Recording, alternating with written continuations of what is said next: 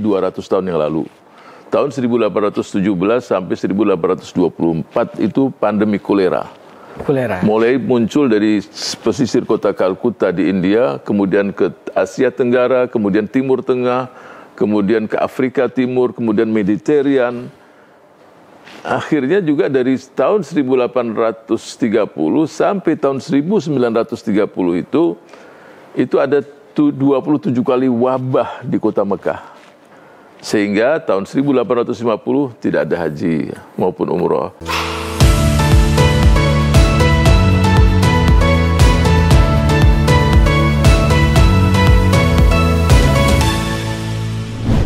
Luar biasa banget nih ya, waduh. Ini ilmunya luar biasa hari ini nih. Baiklah, saya kira kita ke atas, insyaallah. Ke atas? Iya, kita lihat beberapa hal. Oh, kita mau lihat album. Album Dr. Habib Salim. Insyaallah. Kita lihat albumnya. Ya, Syakir, kita lihat ya. Bismillahirrahmanirrahim. Monggo Syakir.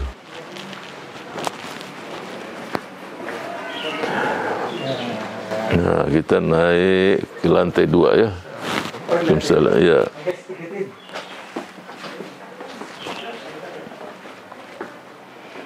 Ini, ya ini Syakir. Wah, ini lihat banyak foto-foto di sini. Ini foto itulah, apa aja? foto-foto khusus kita taruh di sini.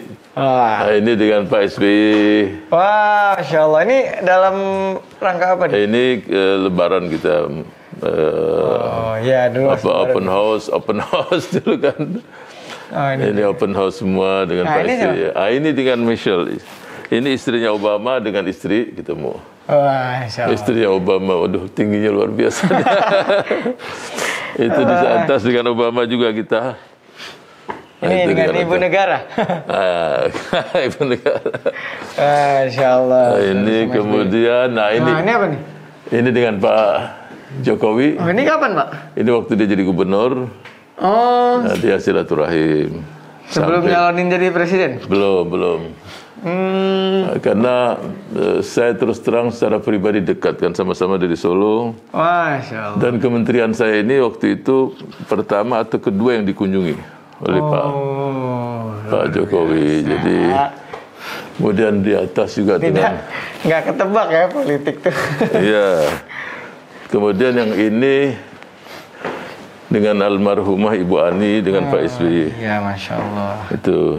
Jadi biasanya kalau begini setelah ada acara yang hostnya Kementerian Sosial, nah kita foto bersama. Oh, jadi secara pribadi juga sama Pak SBY sama Pak Jokowi dekat ya? Dekat Pak SBY karena saya juga duta besar 4 tahun, kemudian menteri 5 tahun, jadi dengan Pak SBY 9 tahun. Oh, sama jadi duta besar juga dulu, besar ke di Arab Saudi. Oh, ke Arab Saudi. Nggak pernah mengira ya Pak, dulu maksudnya ketika kuliah seorang anak yang dulu ke pelosok kemudian bisa bersama orang-orang di parlemen tinggi gitu, itu gimana rasanya, Pak? Jadi ada hal-hal dalam hidup ini di luar profesi kita. Ya seperti saya menjadi ambasador duta besar. Biasanya kan karir itu. Ya dari Kementerian Luar Negeri, Kementerian ini sampai ya pendidikannya pasti bidang luar. Jadi kalau dikatakan apakah pernah punya cita-cita jadi ambasador, ya nggak pernah. Nggak pernah. Tidak pernah, karena memang itu menjadi satu jabatan politis juga. Ketika di situ kita melihat ada manfaat yang baik buat kemaslahatan umat, ya kita maju gitu ya Pak. Betul, jadi itu aja kita di mana ditugaskan yang dampaknya besar untuk umat, kita harus siap. Rata-rata keluaran Arab yang di Madinah, Yaman misalnya kan, udah nggak usah ikut-ikutan politik kalau udah belajar agama, itu gimana tuh Pak? Saya pikir itu pemahaman yang sempit ya. Pemahaman yang sempit. Sebab politik itu jangankan yang tamatan dari luar negeri atau dari Timur Tengah, ibu rumah tangga pun dia setiap hari melakukan politik juga, siasatkan politik. Iya. Mensiasati anggaran dari suami yang pas-pasan, dia buat cukup sebulan. Nah itu siasat. Politik itu jadi siasat ya. Jadi kalau ada yang udah ngaji aja, doa aja, maksudnya beragama aja, nggak usah berpolitik. Nah itu keliru. Kenapa? Karena kalau kita serahkan yang memimpin ini, mereka yang tidak paham tentang bagaimana berbangsa, bernegara, tentang syariat Allah, perintah-perintah Allah, dan ini ya bisa kacau balau. Tapi kalau muncul pemimpin-pemimpin yang punya nasionalisme yang tinggi, sangat religius, nah ini dampaknya besar untuk bangsa ini. Jadi kita harus tetap berpolitik. Kalau kita nggak mau memimpin orang-orang yang paham kemudian agama nasionalisme, yang kita akan dipimpin oleh orang-orang yang ini ya, kita akan dipimpin oleh orang-orang yang belum tentu paham agama atau paham ini. Makanya yang kita nggak cukup paham agama, tapi kita juga perlu memimpin. Politik itu kan cuma judul aja Pak ya. Tapi sebenarnya di balik itu kita menjadi pemimpin bagi umat gitu. Iya, jadi kalau orang memang di bawah itu adalah tokoh besar yang punya umat, punya massa, yang memimpin juga, membawa. Contoh kita lihat Sayyidina Abu Bakar Siddiq. Dia lihat bagaimana Sayyidina Umar bin Khattab, Khulafa Rasyidun, Umar bin Abdul Aziz. Umar bin Abdul Aziz radhiyallahu anhu ketika memimpin tidak sampai 3 tahun makmur semuanya, coba. Itu jadi saya persilakan kita ngobrol sambil duduk. Kita duduk lagi nih. Tadi udah lihat album-album foto. Oh ya, berarti kita lepas ya. Selain jadi Kementerian Sosial juga sempat jadi ini ya, Duta Besar ke Arab Saudi ya? Betul, tahun 2005 akhir itu saya diberikan amanah menjadi ambasador. Oh, nah ini ngelihat sekarang haji kemudian tertunda, kita nggak bisa melaksanakan ibadah haji. Ini kan udah tahun kedua ya kita nggak bisa melaksanakan ibadah haji. Kira-kira kenapa tuh Pak? Jadi saya ingin ceritakan masalah pandemi. Iya, duduk persoalan masalahnya dulu nih kan sebelum kita mau tahu nih. Apakah pernah terjadi model semacam ini? Haji ditutup, umroh ditutup, pernah? Oh, pernah. Jadi kita ini punya pandemi yang besar di dunia ini dimulai 5 abad sebelum Masehi. Jadi 5 abad sebelum Masehi itu sudah ada pandemi yang mendunia. Tapi saya ingin ceritakan yang terjadi 200 tahun yang lalu. Tahun 1817 sampai 1824 itu pandemi kolera. Mulai muncul dari pesisir kota Kalkuta di India, kemudian ke Asia Tenggara, kemudian Timur Tengah, kemudian ke Afrika Timur, kemudian Mediterranean. Akhirnya juga dari tahun 1830 sampai tahun 1930 itu ada 27 kali wabah di kota Mekah. Sehingga tahun 1850 tidak ada haji maupun umroh. Tahun 1866 tidak ada haji. Tahun 1880 sekian tidak ada haji. Jadi 3 kali pernah terjadi. Oh, pernah terjadi. Iya, kayaknya kan orang kaget banget loh. Kok tiba-tiba ini kok mau kiamat nih jangan. Ya, jadi mungkin kita harus luruskan. Jangan sampai di masyarakat ini terlalu berpikir ada konspirasi. Ini masalah pandemi. Masalah yang wabah yang bukan hanya di satu negara, ini sudah di dunia. Olehnya itu memang perlu namanya prokes kesehatan, jaga jarak, cuci tangan, pakai masker dan semua, dan jaga jarak. Ya, kita sekarang dalam posisi alhamdulillah kita sudah di swab, dan ya kita tetap jaga jarak, dan teman-teman yang lain semua menggunakan masker. Tapi kan kemarin baru aja selesai Piala Euro tuh ya.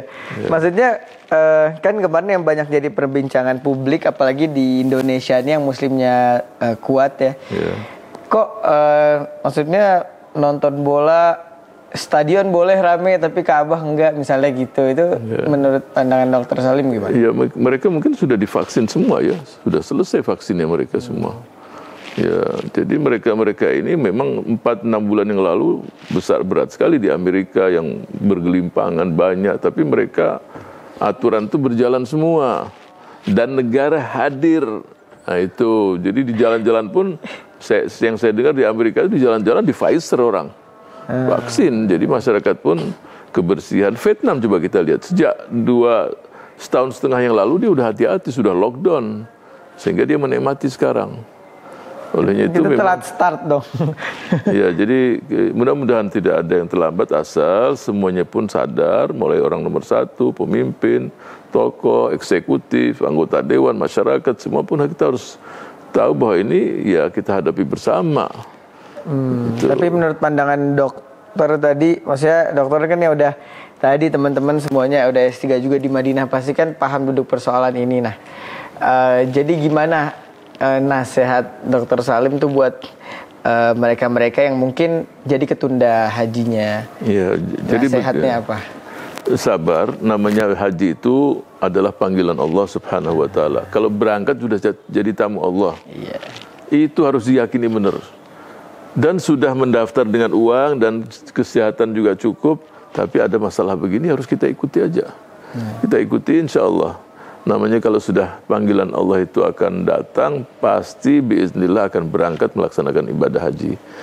Solusinya supaya dapat pahala haji, kan ingin pahala. Iya, gimana bisa nggak tetap dapat pahala haji? Itu. Wah, ini mahal nih, tetap dapat pahala haji walaupun. Jadi walaupun di rumah. Walaupun di rumah. Walaupun di rumah. Bagaimana dapat pahala haji? Apalagi tambah umroh kan? Iya. Jadi ada sebuah hadis menjelaskan kalau seseorang sholat subuh di masjid, mudah-mudahan masjid kondisinya aman-aman, tidak ada sesuatu, biiznillah. Ya, kalaupun kondisinya wabah, mau nggak mau dia sholat di rumah, sholat subuh jangan tidur, udah itu aja. Sampai terbit fajar. Sampai terbit dan sholat duha. Pahalanya haji umroh tamah, sempurna. Wah. Ustadz, apa betul ada hadisnya? Ada hadisnya. Nah. Jadi bukan hanya haji saya dapat pahala haji, dapat pahala umrah. Cuma siapa yang siap untuk itu? Orang habis sholat sudah dia tidur, mainan ke sana, buka HP. Coba habis sholat subuh, kemudian berzikir sampai sholat duha. 2 rakaat aja duhanya. Iya kan, dari subuh ke fajar kalau nggak salah cuma setengah jam, 1 jam lah. 1 jam. Jadi kalau kita di Jakarta ini sholat duhanya 6.30. Jangan kan habis subuh nggak tidur, subuh aja lewat juga. Iya, kadang. Nah makanya kalau mau haji, dapat pahala haji. Jadi kan Allah nih Rohim ya. Jadi tadi saya katakan, dengan hanya membantu membawa 1 piring makanan, dengan ini dapat pahalanya.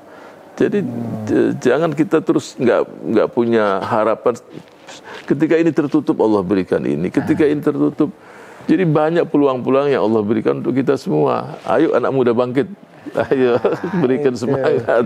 Jadi maha adilnya Allah ya Pak. Allah memang melaksanakan haji itu cuma di Mekah, tapi pahalanya haji itu ada di mana-mana. Bahkan bisa dari rumah kita tadi salat subuh sampai fajar, zikir, baca Quran, salawat, sampai syuruk ya, sampai duha, sampai waktu duha, terbit matahari. Kemudian 15 menit lah dari syuruk atau 20 menit sudah sholat duha. Itu dapat pahala haji dan umrah. Sempurna. Orang kalau udah dapat pahala haji udah pasti masuk surga. Insya Allah. Jadi Allah Karim, Allah Maha Pemurah. Jadi hidup ini bagaimana kita membuat orang lain itu yang pikiran susah dia tersenyum, itu besar sekali pahalanya. Jadi nggak mesti harus kita siapkan uang. Menjembatani antara si kaya dan si miskin itu udah luar biasa. Dan itu saya temui ketika saya jadi Menteri Sosial. Orang yang pas-pasan. Di desa itu tidak seorang pun yang susah kecuali dia menyelesaikan masalahnya. Ibu-ibu yang melahirkan dia siapkan mobil. Dari mana dia? Dia hubungin orang-orang kaya. Karena orang percaya sama dia. Dan kalau anak-anak muda ini kan mampu melakukan itu. Kondisi pandemi, dia udah data. Di RT ini, RW ini ada 10 keluarga yang sangat miskin. Didatengin aja orang-orang kaya. Pak, bisa nggak setiap hari nyiapkan 3 piring? Nyiapkan 1 keluarga. Semua juga siap. Cuma siapa yang menjembatani? Anak muda. Ya kan nggak punya apa-apa dia. Tapi dia kumpulkan pahala. Tapi kan tenaga dan otaknya masih maksimal anak muda. Masih, dan jadi itu yang dipakai. Dan dia berbuat dengan semangat. Ini harus kita bangkitkan semangat anak-anak muda tadi. Insya Allah saya yakin dengan pandemi ini pasti banyak hikmah. Saya berharap bangsa ini juga berbaik sangka kepada Allah. Ini semua terjadi pasti dengan izin Allah Subhanahu wa taala untuk kita diuji. Sekarang bangsa ini mayoritas umat Islam ini siap nggak kita kembali kepada Allah?